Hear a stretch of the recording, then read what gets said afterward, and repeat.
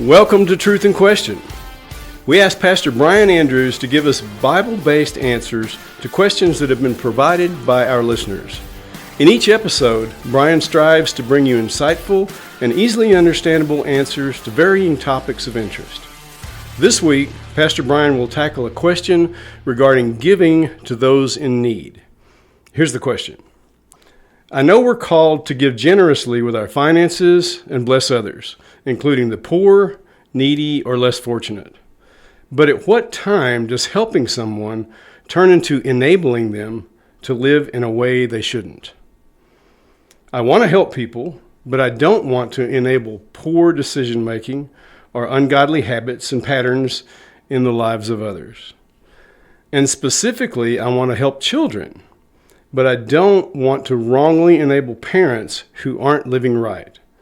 So at what point is helping actually enabling? When should we give and when should we not? Here's Bryan with his perspective. This is a challenging question, and there's even more context to this question that we didn't share. This person specifically asked about situations where we may suspect that there's a substance abuse issue, where parents are lazy and refusing to work, where people are sleeping around and having lots of children that they can't support with a variety of people, and more. This makes me think of a recent situation where I saw someone on a street corner with a sign asking for money, and they were sitting there with their dog smoking a cigarette. And there are all kinds of nuanced and delicate situations that arise and make us wonder, as a Christian, what should I do here? Should I give? Should I not? And what are some biblical parameters that can help me make that decision? First, let's lay eyes on this dilemma in Scripture. And then I'm going to share 10 suggestions to help us think through the overall discernment process in these situations. In Luke chapter 6, verses 30 and 31, Jesus instructs us like this. He says, "Give to everyone who begs from you, and as you wish that others would do to you, do so to them." This is a big, broad, sweeping statement about how we should handle people who are in need and who ask for our help. Namely, we should be generous, and our default natural inclination as born-again believers who are no longer in bondage to the sin of selfishness should be to give and help. We should be known as a giving, generous, and compassionate people who love others because God loves us. Nevertheless, you have the other side of the coin with 2 Thessalonians 3, 10, and 11, where Paul instructs, not merely suggests, if anyone is not willing to work, let him not eat. Why does Paul command this? He continues, "For we hear that some among you walk in idleness, not busy at work, but busy bodies." So on the one hand, Jesus tells us to give. On the other hand, Paul says that there are some situations where giving would actually be a bad thing. And in this particular case, it would enable sinful behavior, which is precisely our listeners' concern. What we need to see is that Jesus and Paul are not in opposition. 3 verses earlier in Luke 6:27, Jesus said to do good to those who hate you. Likewise, he says in Matthew 5:44 to love your enemies. And of course, the context here is to love and do good to everyone, not just people who love us or do good to us. So Jesus is exhorting us to love people and to do good to them. And the implication, if we take both Jesus's and Paul's teaching together, is that doing good and loving someone does not always equal giving. There are times where withholding is a truly loving strategy to make it more difficult for a person to engage in their sinful behavior, like not working, not budgeting, being lazy, depending on others, acting irresponsibly, addictive behaviors, substance abuse, a debt-fueled lifestyle, and other ungodliness. In other words, our listeners' concern is a good one. They're thinking rightly with good desires here when it comes to giving, and there are biblical grounds for the situations that they're asking about. So with all of that being said, let me give a few suggestions that I hope will be helpful in thinking through the overall discernment process here. And of course, these are broad and they're meant to be helpful, but they will not answer or apply to every possible nuanced situation where we may need to seek further assistance or counsel in thinking this through. So here are 10 suggestions. Number 1, don't assume anything.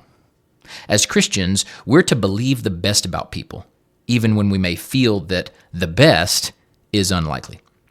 1 Corinthians 13:7 says that love believes all things and hopes all things. This means that by default, we assume the best and we believe the best. We do not immediately engage in distrust and skepticism. And this is big because it simply isn't practiced by most today. Most make ungodly judgment calls in their heart without any real evidence and go from there, which is something we shouldn't be doing. Now, I'm not saying we should compromise our safety. Say, if someone tries to mug you, that we should believe the best about their situation, thinking, well, maybe they've just had a rough year or something like that.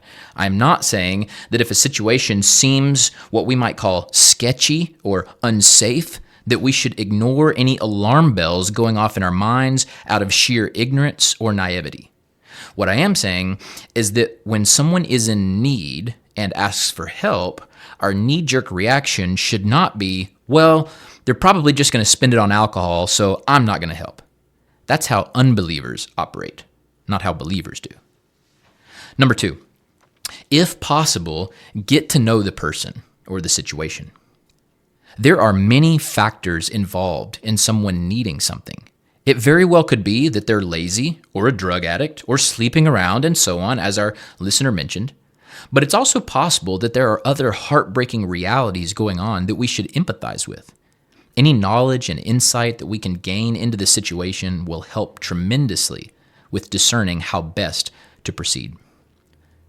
Number 3, if we have no knowledge, or perhaps the only knowledge we have is what our eyes are telling us as we deal with a complete stranger in this moment, then our natural inclination should be to give or help in some way, not look them up and down, attempting to determine in 2 minutes if they are deserving of our assistance. Furthermore, all of our resources belong to the Lord. So the ultimate question isn't, do I want to give? Rather, the ultimate question is, does the Lord want me to give? So we are mainly attempting to discern, not decide, and we should err on the side of generosity. Number 4, whenever possible, try to meet a need, not give money. Without a doubt, this requires more effort, and at times it can jeopardize our safety. For example, I don't particularly want my wife and daughter giving a stranger a ride or opening themselves up to a physically vulnerable situation if I'm not with them. However, if possible, talking to this person and asking about their needs can be helpful.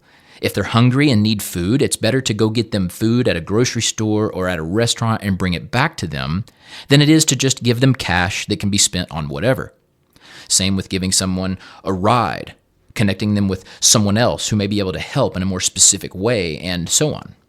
I recall a time where an elder in our church spent the afternoon driving a homeless man around, talking to different people, helping him to find a very small and cheap room where he could live for a few weeks.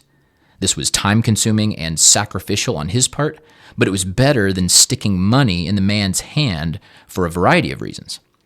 So in summary on this point, if possible, meeting a need instead of giving cash is almost always preferable, especially when we're lacking knowledge. Number 5, determine in advance that you're okay with being taken advantage of. Some people are so prideful that they renounce ever being made a fool of or ever being taken advantage of. Don't do this. Rather, we are to believe the best, assume the best, give generously, and if we are taken advantage of or made a fool of in the pathway of following Christ, then praise be to God. It's our job to discern to the best of our ability and err on the side of being a giving, gracious, empathetic, compassionate, and happy people who love others and demonstrate by our actions that not only is this world not our home, but our real treasures and our supreme treasure is in heaven. So let us lay down our pride and give to the glory of God, not ultimately being consumed with how this person may or may not use the giving in ways that we don't intend. Number 6, carefully and prayerfully contemplate if the giving is directly enabling sin. And the word directly is key here. Giving someone cash that they then use for drugs or alcohol is direct. Giving someone food that prevents them from having to spend cash on other things, and therefore they now have that money for something ungodly, that is indirect. And the latter is much better than the former, which reinforces point number 4. Point number 7, if possible, spend time with the person. This is a general rule of thumb, and I'm aware that there are all kinds of situations that can make this difficult. We may not have time, the location may not be conducive, say this is happening at a stoplight, there may be a language barrier, and more. However, if possible, we want to get to know them, show them we care, and ultimately in this process, we want to share the hope of the gospel. We don't just want to investigate to determine if we're making a good investment, so to speak, but rather we want to create an opportunity to share the good news, even if it means being taken advantage of, and even if they turn around and use our generosity to sin. It's not ultimately our job to fix their behavior, but it is our job to share the gospel with everyone we can. These types of situations provide an unusual opportunity to do exactly this, because as we meet a need, we have, on some level, earned the right to speak to them. Not mainly to give them advice like, you need to get your act together and stop drinking, but mainly to share the gospel. In other words, true love does care about their temporal situation, but it cares even more about their eternal situation. And there are a lot of ways that we can go about accomplishing this point, and there are many ways to get creative here as God leads. Number 8, try to avoid creating a dependency. Obviously, this doesn't apply in all situations, but if the same person needs our help over and over again, and we're getting to know them in the situation, we want to help them be able to provide for themselves and not be dependent on others. The example I have in my mind here is from back during the pandemic. In our area, many poor people were unable to work. At this time, many churches and ministries stepped in to help people with basic needs. But as things opened back up again and people could go back to work, it was a wise practice to rein that support back in, because many recipients were content with being provided for and didn't want to go back to work. So if we had continued supporting them, we would have been enabling and creating an unhealthy and ungodly dependency. It's not unloving or unkind when a mama bird shoves her chick out of the nest so that they'll be forced to fly. She knows when they're ready, and it's done out of love, not hatred. Number 9, seek additional counsel or support in the discernment process as needed. I say this firstly because oftentimes if we ask around, others might have some knowledge or some insight that we're missing, which could be helpful depending on the situation. But also, as church leaders, we often have to make these kinds of decisions with regards to people coming to the church and asking for help, and we have to make a decision fairly quickly. But we commit to not making these decisions alone. We lean on each other, spend time in prayer, even if for only a few seconds, and attempt to discern what the Spirit is leading. Oftentimes, these are split-second decisions with almost no knowledge or background, with people showing up at the church once and never returning. And in these cases, we always, number 10, err on the side of generosity and entrust it to the Lord. On Judgment Day, I think Jesus will be more prone to commend lavish generosity to the undeserving than he will be to commend how shrewd we were in keeping our money to ourselves because we didn't want to risk enabling. If we give from the heart unto the Lord, having prayerfully discerned what to do and are entrusting it to him, we're going to be in good shape, and our actions will be honoring to the Lord regardless of the outcome. Lastly, let me say a word on the children, because this was something specifically addressed in our listener's question. We know that Jesus has a passion for children. We see this many times throughout the gospel. He feels incredibly strong about them, loves them more than we can ever know, and feels a rage against those who would harm them that we never want to understand. He loves them, and he gave of himself often to the children. So in these specific situations where the concern is that giving to the family or to the children will enable the parents, I think we are to continue in all the points above and err on the side of generosity. Like I already said, I think Jesus will be more likely to applaud and say, "Way to go, good and faithful servant," to a person who gives generously to help children, even if it has the possibility of enabling the parents. Again, this kind of question is complex, and the situations that we would apply this to are highly variable. These steps won't make every decision easy, but my hope and my prayer is that this will be helpful in some way. So let's love people well and err on the side of generosity. Like my wife and I have told each other many times over the years, we won't regret on the other side of eternity having been generous in this life. Well, thank you, Bryan, for such a precise answer to a difficult question with so many layers. And like you said, 1 Corinthians 13:7 says that love believes all things and hopes all things, meaning that by default, we assume the best and we believe the best. The ultimate question is, does the Lord want me to give? And just how does he want me to do that? I think these 10 suggestions will be helpful as we attempt to navigate a hurting world with many needs and discern from the Lord what he would have us to do. Well, thanks for taking the time to join us today. If you are enjoying this content, don't forget to like, subscribe, and share this channel with your friends. And if you have a question for Pastor Bryan to address, you can email us at asktruthinquestion@gmail.com.